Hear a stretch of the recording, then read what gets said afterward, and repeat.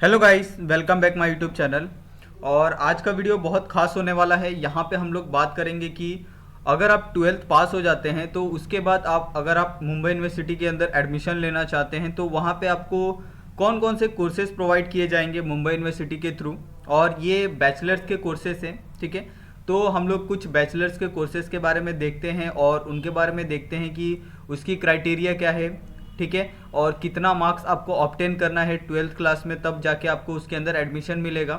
ये सभी चीज़ों को हम यहाँ पे देखने वाले हैं बारीकी के साथ। और ये डिग्री कोर्स है, तो यहाँ पे आज हम दिखाने वाले हैं। आप देख सकते हैं यहाँ पे द बैचलर ऑफ साइंस, यानी जो नॉर्मल बीएससी होता है उसके अंदर कौन कौन से कोर्सेज होते हैं बीएससी के अंदर, बैचलर ऑफ साइंस के अंदर। तो हम लोग बेसिकली साइंस के बारे में बात करने वाले हैं। तो बैचलर ऑफ साइंस के अंदर हम लोग देखते हैं कि एक्चुअली में ये बैचलर ऑफ साइंस होता क्या है, ठीक है। तो ये आप देख सकते हैं कि is a type of under graduate degree that focus on the combining theoretical knowledge with the research practice, ठीक है। तो इसका बेसिकली जो मतलब होता है, ये एक अंडर ग्रेजुएट डिग्री है, ठीक है। और जिसके अंदर आपको थेरोटिकल नॉलेज के ऊपर फोकस करने के लिए कहा जाता है और जो रिसर्च प्रैक्टिस होता है वो आपको इसके अंदर कराया जाता है। उसके बाद यहाँ पे आप देख सकते हैं कि the research of the science is mainly awarded to the student of natural science, engineering, technology, mathematics, computer science, IT. And the study duration of the bachelor of science programme is also 3 to 4 years। तो यहाँ पे अभी क्या हो गया है कि कुछ समय पहले, यानी अगर आप देखें तो 2016 के पहले, 2017 के पहले जो बैचलर्स का डिग्री होता था वो लगभग 4 साल का होता था, ठीक है। और उसको अभी कम करके 3 साल का कर दिया है। यानी अगर आप बैचलर्स डिग्री कर रहे हो तो आपको 3 साल के अंदर ही डिग्री मिल जाएगी। लेकिन पहले ऐसा नहीं होता था, पहले आपको 4 साल तक उसके अंदर पढ़ना पड़ता था, उसके बाद आपको बैचलर्स की डिग्री मिलती थी, ठीक है। तो ये आप देख सकते हैं अंडर ग्रेजुएट स्टूडेंट्स, आपको इस तरह से बैचलर्स की डिग्री प्रोवाइड की जाती है, जो आपने फिल्मों में देखा होगा इस तरह के दृश्य को। उसके बाद हम लोग बात करेंगे कि जो बैचलर्स ऑफ साइंस है उसके अंदर कौन कौन से स्टडी होते हैं, कौन कौन से स्टडी के ऑप्शन होते हैं, वो उसको हम देखेंगे डिटेल में। तो पहला होता है बिजनेस, ठीक है। यानी अलग अलग बिजनेस रिलेटेड जो स्टडी होते हैं वो आप बैचलर्स में पढ़ सकते हैं। साथ में नर्सिंग होता है, ठीक है, बीएससी इन नर्सिंग। यानी जिन लड़कियों को, लड़कों को यानी नर्सिंग के अंदर बहुत ज़्यादा इंटरेस्ट होता है कि वो मेडिकल में जाए, क्योंकि कभी कभी क्या होता है कि बहुत से बच्चे नीट क्लियर नहीं कर पाते, या फिर जो उनका सीईटी है, सीईटी के अंदर अच्छा स्कोर नहीं होता, तो वो मेडिकल के लाइन से हट जाते हैं। तो उसके लिए यहाँ पे आपको ट्वेल्थ के बेस पे, मेरिट के बेस पे ही आपको यहाँ पे जो नर्सिंग है वो प्रोवाइड की जाती है। मेडिसिन के बारे में पढ़ सकते हैं, ठीक है। उसके बाद लॉ हो गया, एलएलबी। देन उसके बाद हॉस्पिटैलिटी। तो इसके अंदर आपको हॉस्पिटैलिटी के अंदर क्या होता है कि वहाँ पे जाके जो उसके अंदर सामान रखने का तरीका हो गया, वहाँ पे किस तरह से व्यवस्था होती है, ये सब चीज़ों का जो काम है वो हॉस्पिटैलिटी करती है। उसके बाद आर्किटेक्चर, यानी जो डिज़ाइन बनाते हैं, घरों के डिज़ाइन बनाते हैं, बिल्डिंगों के डिज़ाइन बनाते हैं, उनको हम क्या कहते हैं, आर्किटेक्चर कहते हैं, ठीक है। उसके बाद यहाँ पे आप देख सकते हैं कि जो मुंबई यूनिवर्सिटी है उसके अंदर जो बीएससी हाईलाइट है वो क्या है।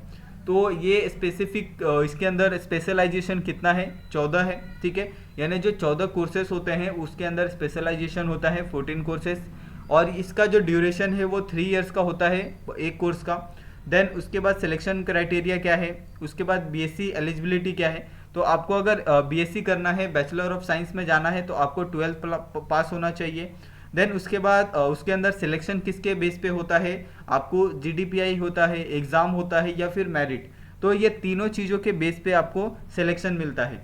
तो आपको क्या होता है, कभी कभी आपको डायरेक्ट मेरिट बेस पे ही एग्ज़ाम मिल जाता है। यानी सिर्फ आप मुंबई यूनिवर्सिटी का फॉर्म भरोगे, उसके अंदर आप अपने मार्क्स को पुट करोगे, तो उसके अकॉर्डिंग अगर कॉलेज के अंदर सीट रहेगा और उस कॉलेज के अंदर मेरिट निकलता है तो आप उस मेरिट के बेस पे उस कॉलेज में एडमिशन ले सकते हो।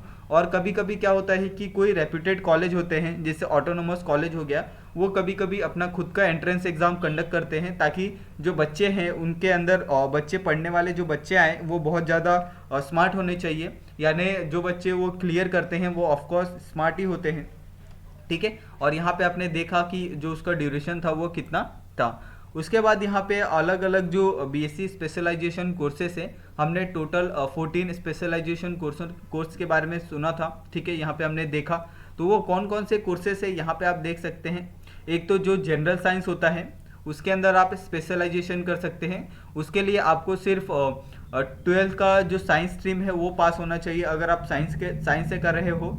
सेकंड है होम साइंस, थर्ड है computer science, information technology IT, BSc in biotechnology, BSc in hospitality studies, BSc in the natural science, BSc in the aviation. Aviation का मतलब होता है जो पायलट ये सब जो बनते हैं वो एविएशन का ही क्षेत्र है।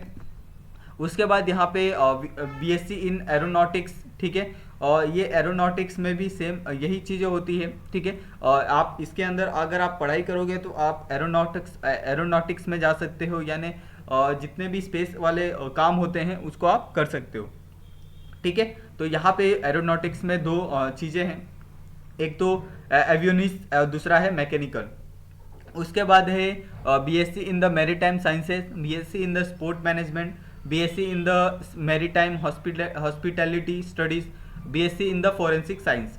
तो ये सब जो कॉलेजेस हैं महाराष्ट्र में, या फिर आप मुंबई यूनिवर्सिटी के ये ले लें एग्जांपल, तो उसके अंदर आपको ये सब कॉलेजेस हैं वो बहुत कम मात्रा में मिलेंगे। ज़्यादा से ज़्यादा आपको 2-3 कॉलेजेस ही पूरे आपको मुंबई यूनिवर्सिटी में मिलेगी। तो इसके लिए आपको बहुत टफ एग्ज़ाम होते हैं, आपको ये कॉलेज से ही कंडक्ट किए जाते हैं। आपको अपने 12th के एग्ज़ाम के अलावा भी वहाँ पे जाके आपको एंट्रेंस एग्ज़ाम क्लियर करना पड़ता है।